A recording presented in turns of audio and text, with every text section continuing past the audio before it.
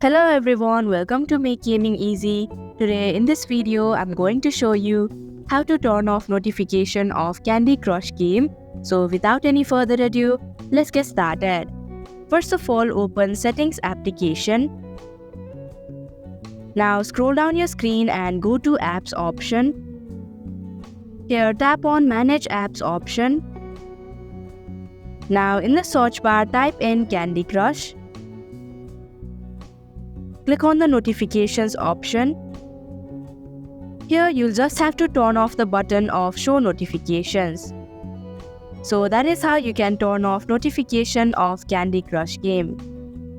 Thank you for watching Make Gaming Easy. I hope this video was helpful to you. If it was, hit the like button and comment down if you have any questions or feedback.